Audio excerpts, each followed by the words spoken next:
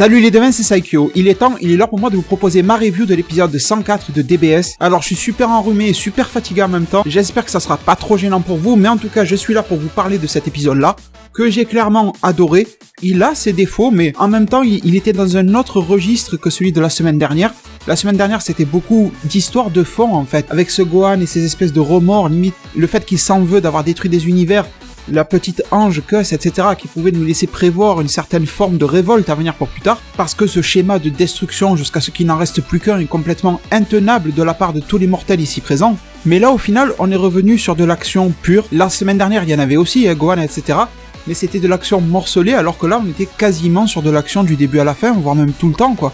Et je le fais dès le début, grosse mention spéciale aux musiques de cet épisode-là. Il y a eu de nouvelles musiques. En tout cas, celle qui m'aura marqué vraiment, c'est celle quand Goku s'est mis à attaquer Crunchy, qu'il est passé de SSJ God à SSJ Blue, il lui a foncé dessus. C'était vraiment un moment épique et la musique était parfaite, parfaitement créée, parfaitement choisie et placée. Et même le placement des autres musiques dans le reste de l'épisode était nickel, voilà, il n'y avait rien à dire de mon côté en tout cas. Et du coup, dans cet épisode 104, on démarre en pleine action entre Dispo et Hit qui se font face. Au final, on ne sait pas vraiment pourquoi le combat entre ces deux-là s'est lancé, ils se sont croisés un petit peu au hasard, mais d'après ce que dit Dispo, ce serait un petit peu aussi volontaire. Ça serait limite stratégique de la part de Dispo d'être venu rencontrer Hit pour contrer son Tokitobashi. Alors je vais pas passer 3/4 d'heure sur cette phrase-là, mais j'ai quand même un petit peu tilté quand Dispo a dit « Je suis là pour ton Tokitobashi » et que Hit lui dit « Ah, tu connais mon Tokitobashi ?»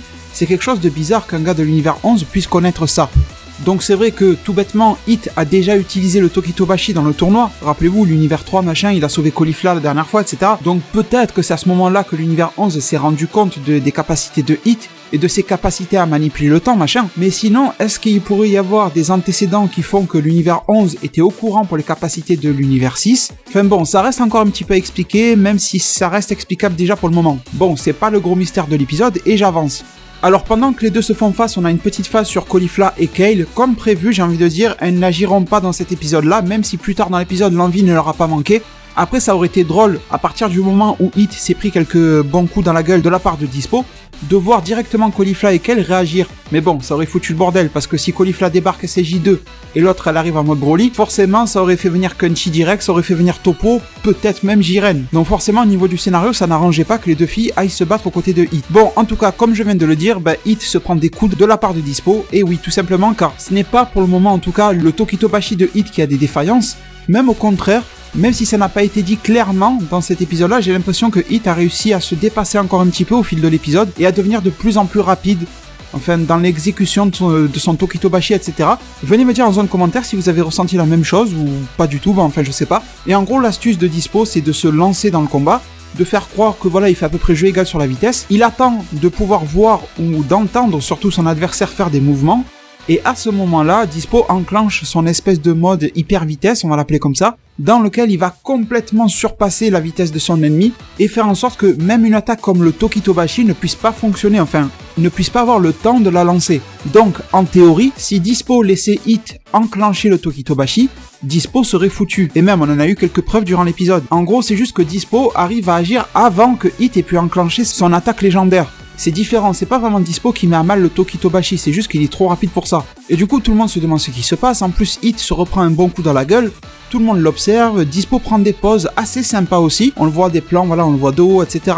Avec des plans sur son visage très à la Beerus, voilà, etc. Même s'il a un corps tout fin, il y avait quand même des trucs assez bien filmés, entre guillemets, qui montrait voilà un petit peu son buste et tout ça, qui le mettait en valeur quoi au niveau du combat, parce que c'est vrai que quand on voit Dispo de loin, c'est un lapin tout sec, mais bon. Et du coup, dès le début du combat, on en apprend une chose de la part de Champa, c'est qu'il n'arrive pas à suivre la vitesse de Dispo avec ses propres yeux. Et ça rejoint une idée que je vous ai proposée il y a des mois et des mois en arrière, je l'ai répété mais pas trop. Comme quoi cet arc-là, survie de l'univers, pas forcément le tournoi du pouvoir, mais au moins tout l'arc, va très probablement servir, en faire en sorte que la plupart des dieux de la destruction, ou même tous les dieux de la destruction, soient complètement dépassés au combat. Et je pense que dans un match singulier, Champa contre Dispo, Champa gagnerait.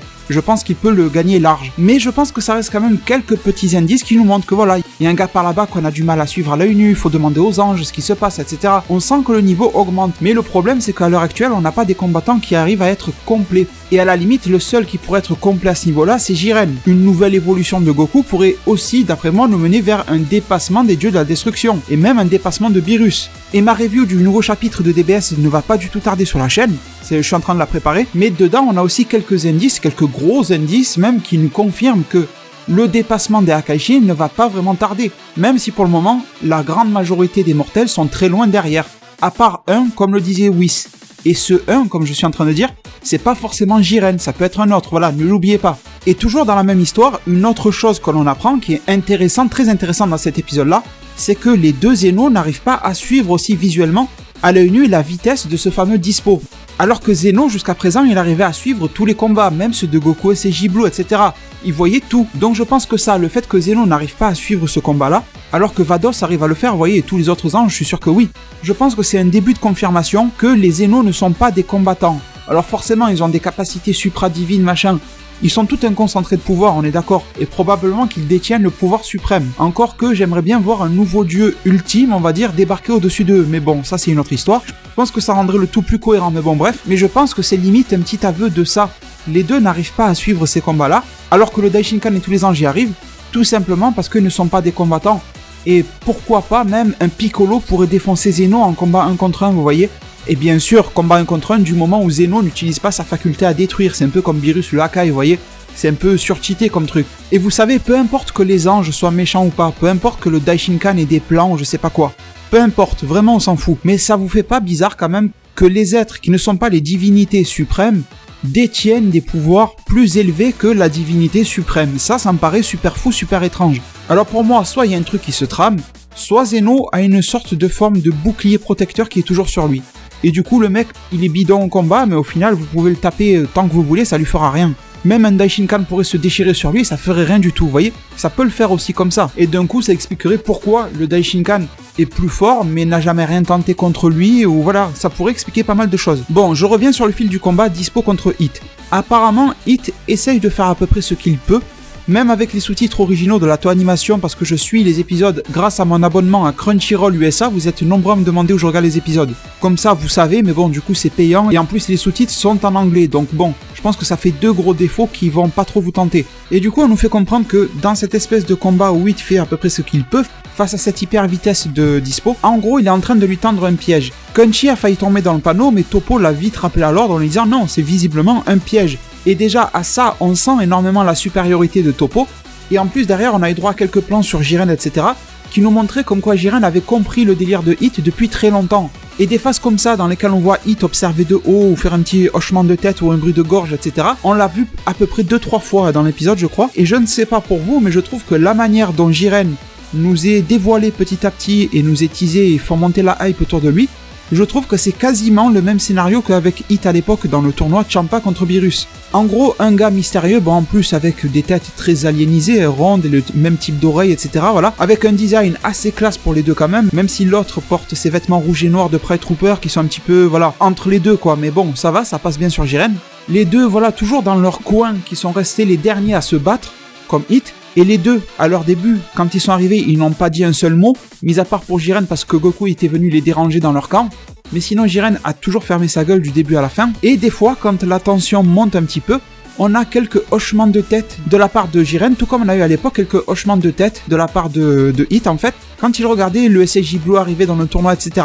En voulant dire que là, ça commençait à devenir un petit peu plus sérieux, intéressant. Bon, un peu comme si les deux bénéficiaient d'une espèce de science du combat, vous voyez, et de prévoyance, etc., qui surpasse complètement celle des autres. Et on a même l'impression ici que celle de Jiren surpasse celle de Hit. Si Hit a 3 coups d'avance, Jiren il en a 10, vous voyez, donc ça va vraiment être un adversaire redoutable pour Goku si ça se produit.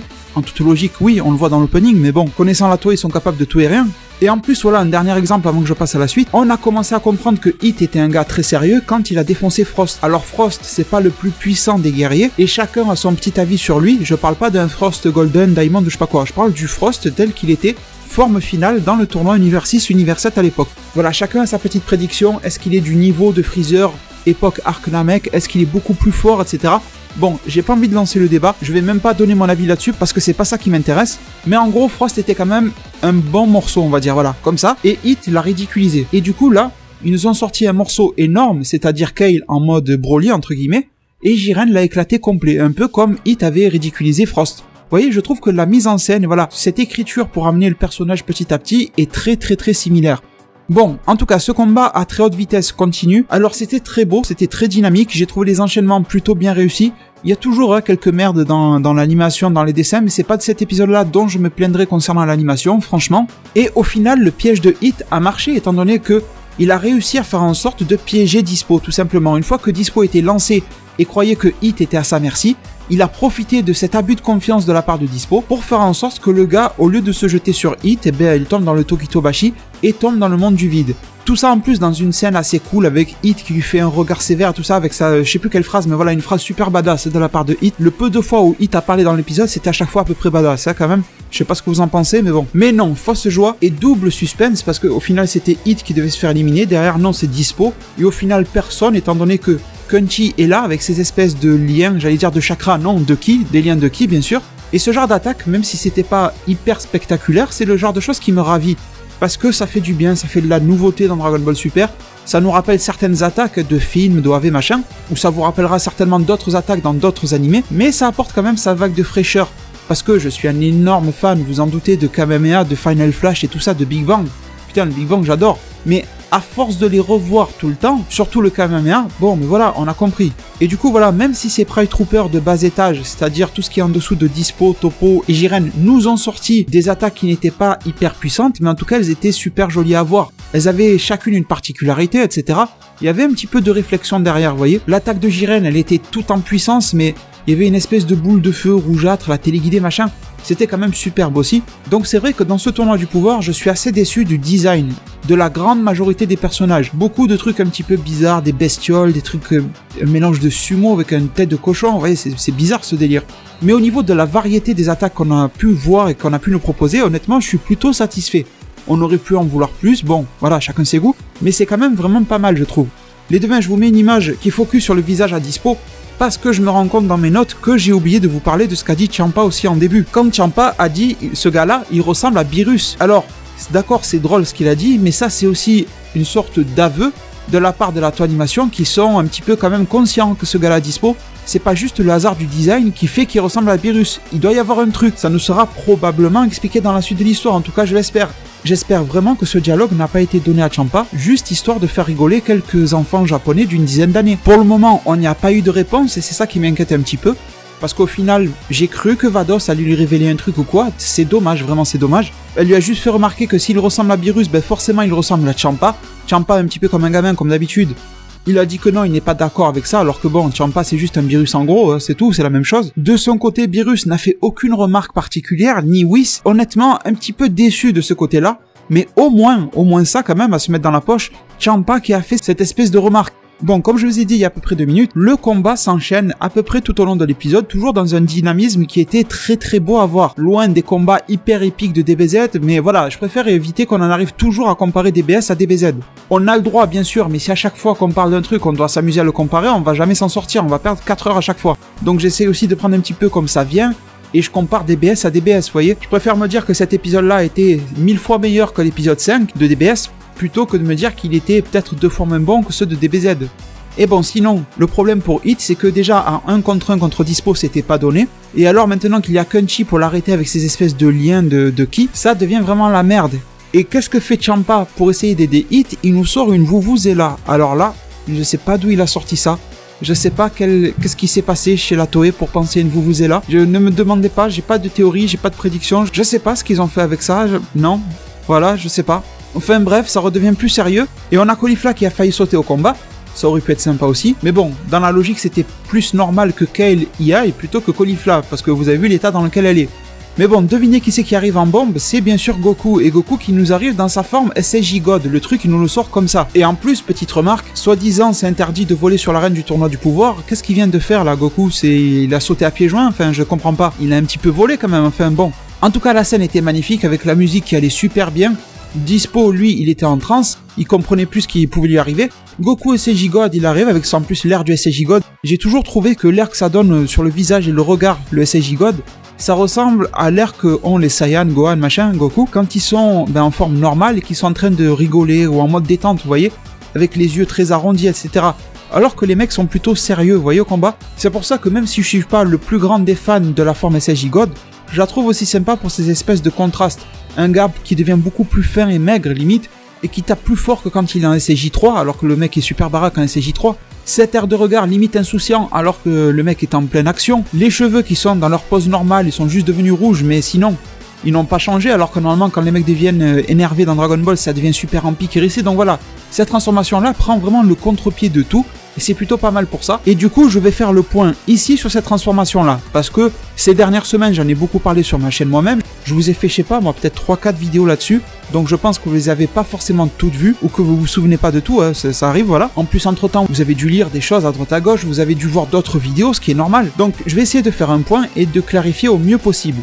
Malheureusement, je ne vais pas me souvenir de toutes les questions que vous avez pu me poser en zone commentaire, mais je vais essayer de répondre aux 3-4 qui reviennent le plus souvent. La première, c'est comment est-ce que Goku peut faire ça, se transformer en SSJ God, sans passer par le rituel. Bon, si vous avez lu le manga Dragon Ball Super, la version papier là comme on dit, vous en saurez beaucoup plus. Mais même en ayant vu l'animé et en ayant vu le film par exemple, vous comprendrez tout simplement que ce ki divin du SSJ God a été absorbé depuis très longtemps. Parce que le ki du SSJ Blue est composé en grande partie, on va dire, par le ki du SSJ God.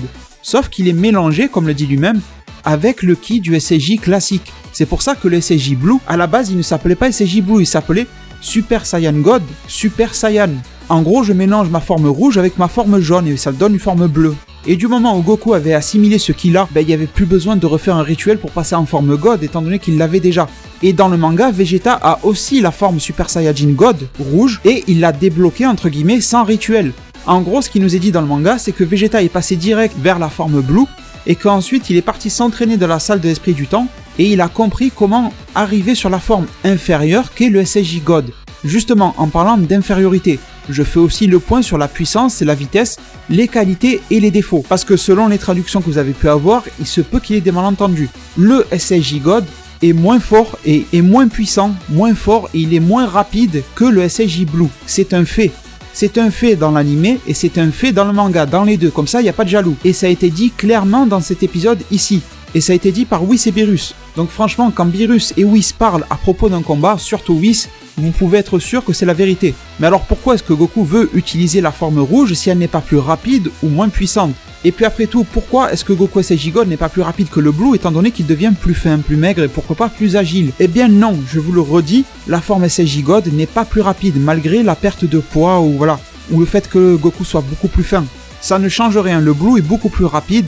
C'est juste que le Blue pompe énormément d'endurance à Goku, ou à Vegeta, peu importe, et du coup, dans un combat qui va être assez long, ça va être très très dur à tenir. Par contre, la forme SSJ God, on peut la tenir beaucoup plus longtemps, sans compter qu'elle pourra avoir des avantages de régénération. On ne nous a pas parlé ici, mais ça pourrait être mis en avant tôt ou tard. En fait, si vous voulez, le SSJ Blue, d'une certaine manière, beaucoup moins quand même, c'est un petit peu comme le SSJ 3, qui va vider les réserves de Goku.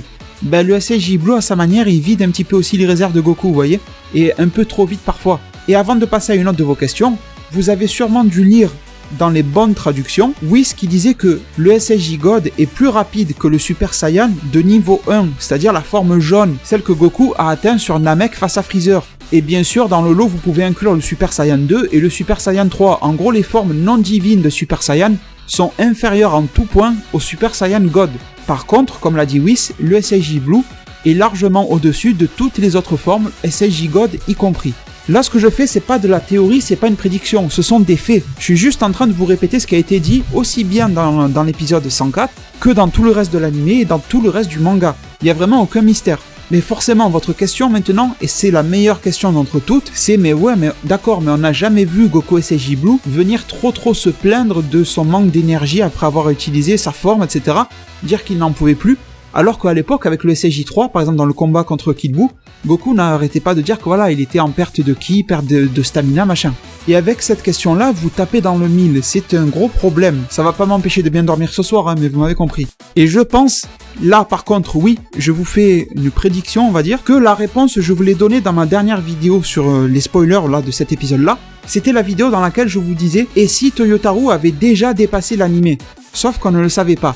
Je pense que là on en a la preuve, parce que si vous voulez, il n'y a pas eu de transition. En gros, on n'a pas été prévenu, vous voyez, de ce problème du SSJ Blue, etc. dans l'animé. Alors que le manga le fait depuis très longtemps. Après tout, dans l'animé, Goku SSJ Blue et Vegeta SSJ Blue se sont battus un très long moment dans leur forme Blue face à la bande Zamasu, Goku Black, Atai Zamasu, machin.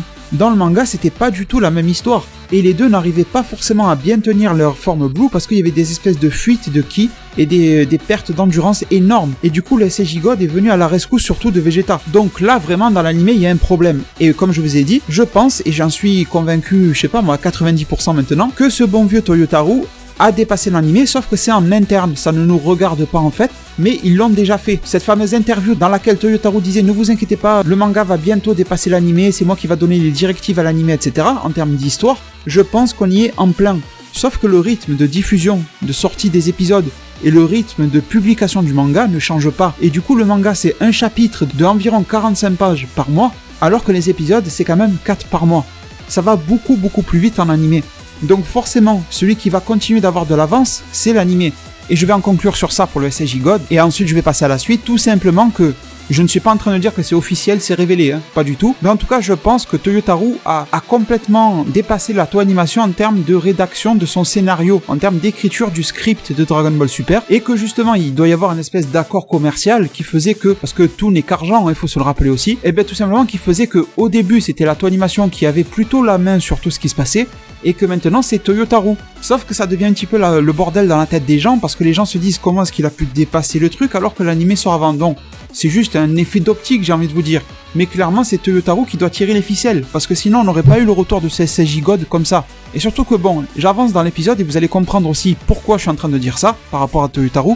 Le combat se déroule d'une manière encore assez classe entre Goku et Dispo. J'ai bien sûr bien aimé la façon dont Goku a dit à Hit, je suis pas venu pour t'aider, mais bon, j'ai vu qu'il y avait un combat intéressant machin. Bon, en quelque sorte quand même, Goku était un petit peu venu pour ça aussi. Si c'était Frost qui était en train de se faire sortir par Dispo, je pense pas que Goku aurait intervenu. Et bon, derrière on a encore une preuve de vitesse de la part de Dispo, parce que Goku n'a même pas le temps de faire sa téléportation. Et là, attention aussi, il faut aussi donner la bonne information aux gens. Ce n'est pas Dispo qui est plus rapide que la téléportation, ça n'a rien à voir. Tout comme Dispo n'est pas meilleur que le Tokitobashi, Dispo est juste plus rapide que le temps d'action pour que Hit puisse lancer le Tokitobashi, eh bien c'est pareil, Dispo est trop rapide le temps que Goku lève son bras jusqu'à son front et enclenche la téléportation. Mais après, si vous dites à Dispo, on va faire une course, tu dois aller à tel point et Goku aussi, le premier qui arrivera, ce sera forcément Goku avec la téléportation, il n'y a aucun doute. Bien sûr, du moment où Goku sent le ki de quelqu'un sur le point sur lequel il faut arriver. Bon, on va pas rentrer dans les détails. Et du coup, voilà pourquoi je vous disais que Toyotaru a forcément dépassé l'anime et qu'il en donne les directives, parce que Goku fait exactement la même chose que Vegeta SSJ God dans le manga. C'est-à-dire alterner entre forme SSJ God rouge et forme SSJ Blue. Tout ça pour surprendre son adversaire au dernier moment, avec un énorme regain de puissance et de vitesse, et en même temps pouvoir faire en sorte d'économiser son endurance. Dès qu'il n'a plus besoin de la forme Blue, il l'enlève et comme ça il économise ses forces. Et ça c'est un petit peu dommage parce que c'était la trouvaille de Vegeta dans le manga et en quelque sorte ça lui rendait un petit peu honneur. Mais bon, forcément dans l'anime pour le moment en tout cas, Vegeta n'a pas de forme SSJ God, ça pourrait arriver, j'aimerais bien. Je pense que ça rendrait super bien en plus colorisé machin. Mais ils ont été forcés de se rabattre sur Goku et de lui donner à lui. Encore tous les honneurs sur lui, mais bon, on ne pouvait pas vraiment faire autrement si Vegeta n'a pas le SSJ God. Et ça aurait été limite une grosse arnaque de nous dire que d'un coup il savait comment le faire. Parce que dans le manga, Vegeta a passé un an, salle de l'esprit du temps, pour trouver comment redescendre en forme SSJ God, ce qui n'est pas rien. Ça veut pas dire qu'il a passé tout son temps à faire ça, mais bon, il y restait un an, voilà, après on n'a pas le détail. Et bon, du coup c'est très classe, c'est une très bonne idée, ça marche en plus, et je pense que c'est signe d'une chose, et le manga nous l'a déjà montré, c'est que dans ce fameux manga, Vegeta avait cette solution-là, d'alterner entre God et Blue, pour cette préservation de stamina machin, ce qui faisait que d'un coup Vegeta arrivait à dominer Goku Black qui était pourtant surpuissant. Mais au final cette stratégie là aura marché quelque temps mais vite fait ça sera fait dépasser. Et derrière on a eu un Goku qui est allé encore plus loin dans le génie j'ai envie de dire et qui a réussi à trouver comment maîtriser sa forme Blue. Et de là dans le manga on a eu la naissance du Super Saiyajin Blue maîtrisé, une nouvelle forme si vous voulez, une évolution de la forme Blue en quelque sorte. Et je pense que justement si ça s'est introduit dans l'anime, ça nous annonce qu'une nouvelle forme Saiyajin ne va pas tarder à débarquer. Une forme qui va mélanger les avantages du God et les avantages du Blue et en oubliant tous les défauts, forcément. Et bon, du coup, ça devient un petit peu la débandade côté Pride Trooper, tout simplement parce que ça, c'est la reprise du dessus du combat de la part de Hit et de Goku. Hit, au final, il en finit très rapidement avec ce fameux Kenchi, il lui fait son espèce d'attaque là, de tueur d'assassin, sauf qu'il a dû la doser très léger pour pas tuer Kenchi. Je pense qu'il aurait pu le one-shot et le tuer sincèrement. Au final, cette nouvelle attaque de Kenchi aura été exploitée moyennement, avec ces fameux fils de ki qui sont censés exploser. Derrière, j'ai bien aimé cette scène où Goku, SSJ God et Hit étaient ensemble, Et comme je vous en avais parlé dans ma preview, ça s'est réalisé.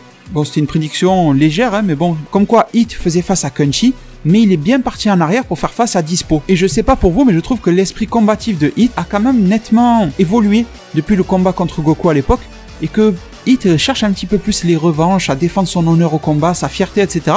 Limite, il agit un petit peu comme un Saiyan, même si globalement, Hit est 100 fois plus réfléchi qu'un Vegeta ou qu'un Goku. Les deux, ils foncent dans le tas, limite, et Hit reste toujours en retrait. Mais bon, il y avait un petit peu de ça. Et du coup, on en arrive sur les derniers assauts, une scène très cool encore, dans laquelle on voit Hit foncer, on voit Dispo à énorme vitesse, et Hit, au final, il a compris que Dispo se repérait au son, et du coup, Hit, il a feinté Dispo. Il lui a fait bêtement croire qu'il allait lancer le Tokitobashi, mais non, c'était une tactique assez prévisible, hein, quand on a vu que Dispo se repérait à l'oreille.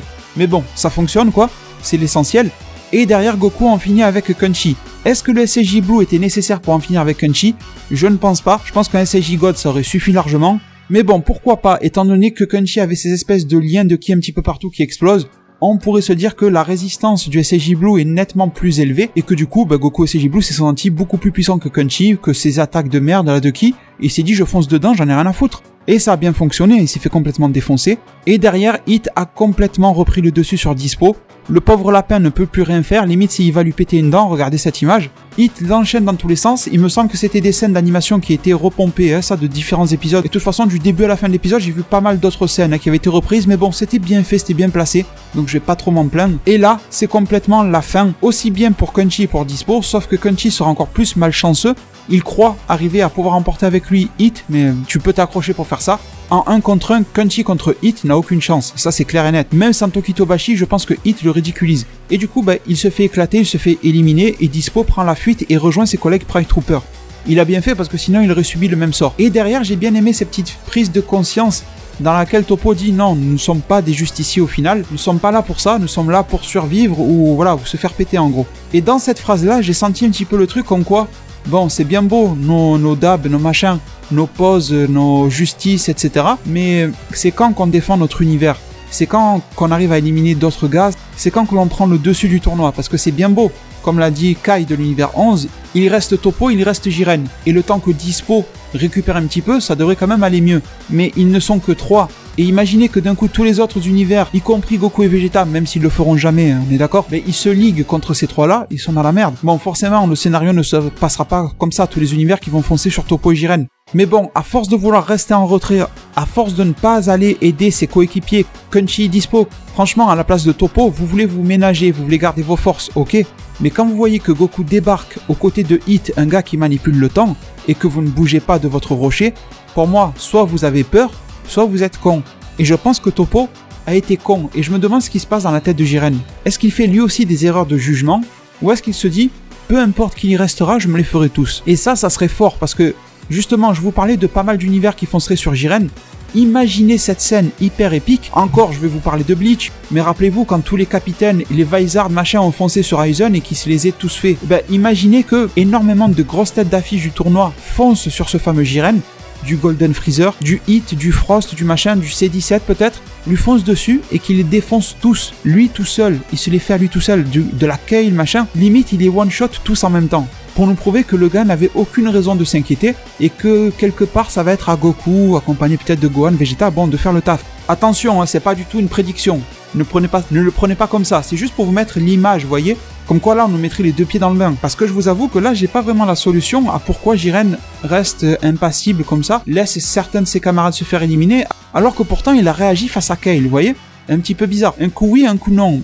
C'est quoi le problème, vous voyez? Bon, en tout cas, sur cette fin d'épisode là, que j'ai trouvé super cool, vous m'aurez compris, eh bien on a une phase de dialogue assez cool encore entre Goku et Hit. Les deux parlent de leur possible revanche, machin, et au final les deux décident de se séparer. C'est pas forcément maintenant le moment du combat. Certains d'entre vous vont sûrement dire ils sont cons, c'est la survie de l'univers, il faut se taper.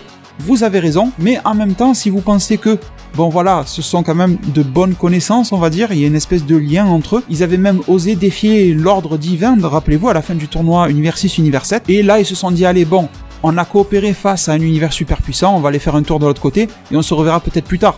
Si vous le voyez comme ça, vous avez aussi raison. Je pense que dans les deux cas, vous avez raison de le voir comme vous le voulez. Bon, en tout cas, les devins, la preview d'épisode suivant, elle est plutôt sympa dans son genre. et elle nous montre quelques trucs intéressants qui font référence à ce que je vous ai parlé dans mes vidéos de spoilers, etc. J'ai 2 vidéos spoilers épisode 105 qui sont disponibles sur la chaîne si vous voulez avoir mes ressentis par rapport à tout ça.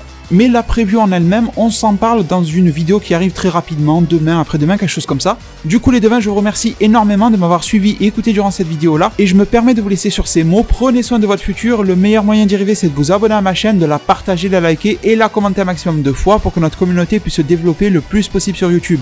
Merci énormément, et à plus pour les prochains arts divinatoires.